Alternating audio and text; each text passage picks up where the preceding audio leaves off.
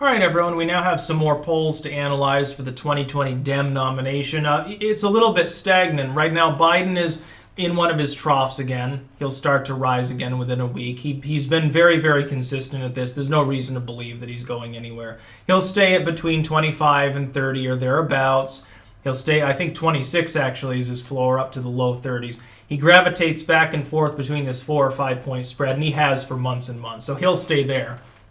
Warren has recovered a little, but she's still within her long-term mean. I'd expect it to begin undulating the same way. Sanders is on the upswing. He's had a very slow climb for quite some time. He might be slowly raising his floor, but that remains to be seen because he's never been the front runner. He's nowhere near Biden. He's still considerably behind him. You've got one poll that showed Biden 2 points ahead, but I think that was an outlier because I think Warren was in second again. And then you've got the tale of two anti-Bidens, and the story of the day is that you've got no anti-Biden. Biden's the front runner. He's consistently been the front runner. He's ahead in at least 2 of the first 4 states. South Carolina, arguably by considerable double digits, up by like 12, I think, in Nevada, like almost 20 in South Carolina. He's the man to beat. He's got the money. He's got the name recognition. He's got everything except a coherent brain not addled by dementia. Here's the problem. Sanders could probably best him, but Warren's blocking him.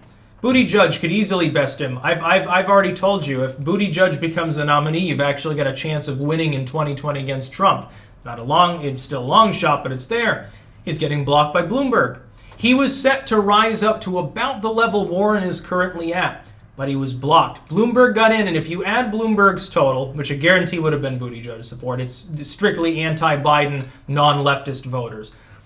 Buttigieg would have moved into a very close fourth behind Warren, possibly supplanted her, could have knocked Warren out of the competition to become the anti-Biden. He could easily have made his case in the subsequent debate, which I guess every Democrat right now is threatening to not show up for the next debate because they're afraid of crossing the picket lines due to some workers' strike. Oh, how fucking Democratic Party. Oh, there's a strike going on at the college or whatever, so we might not even be able to have a debate because of my unions. Very, very funny for Sanders to take part in that, since he basically told the unions to go fuck themselves on healthcare. But we'll get over that for a moment. It's funny how Kamala and Warren refuse to tell him that to their face. They'll say it in their PDF releases, but they won't tell him what they really mean. So we'll see what happens if there is even another Dem debate. They're so dysfunctional that it might not actually occur. Buttigieg was rising. He stalled out at the exact fucking moment Bloomberg got in, which is something I predicted a week before it happened, that it would occur. Bloomberg now is stalled. Buttigieg is stalled. He'll probably resume his downward spiral at some point.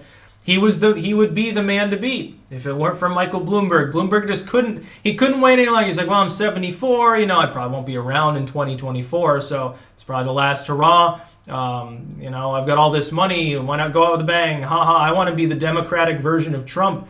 It's not going to work. The level of disdain that even Democratic voters have for Bloomberg is massive. Old stop and frisk fucking neoliberal himself. He can throw as much money at the race as he wants. He's stalled out at 4.5 points.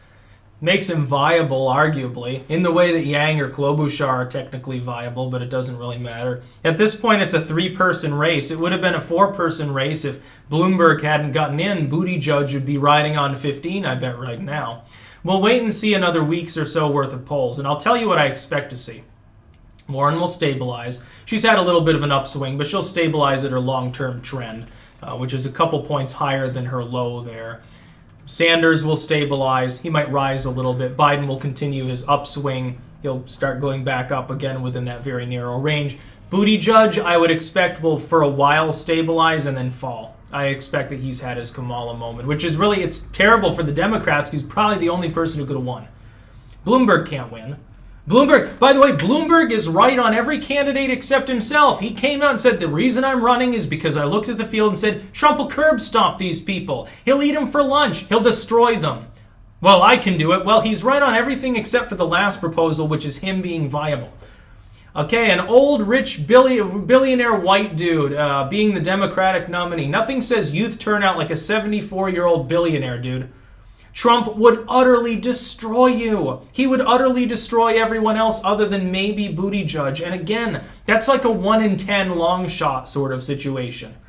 That's just because he's younger and arguably more charismatic, at least potentially. I mean, we'd see if he didn't buckle on a debate stage, too. Some of these people can't even debate. Warren can't debate. Bernie Sanders is having problems these days. The dude is almost 80 fucking years old. He had a goddamn heart attack last month. You're expecting him to keep pace with Trump?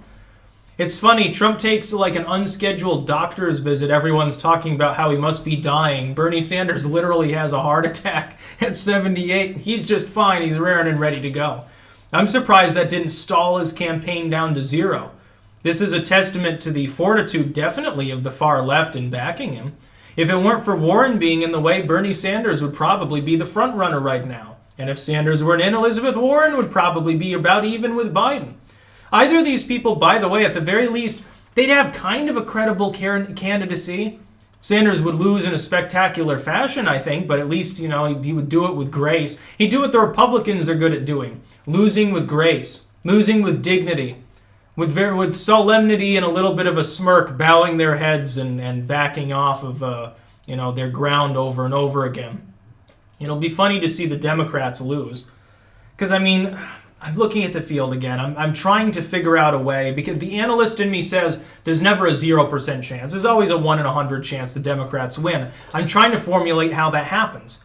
But really, the only way I could formulate that happens is Buttigieg being the nominee. Well, he's been stalled out by Bloomberg. I guess if Bloomberg gets back out, like he says, well, I spent all this money and I'm going nowhere, fuck it, and drops out tomorrow, that could work. Or if Buttigieg gets the endorsement of some of the also-rans, some of the lower candidates, he could buff up his numbers, I guess, kinda.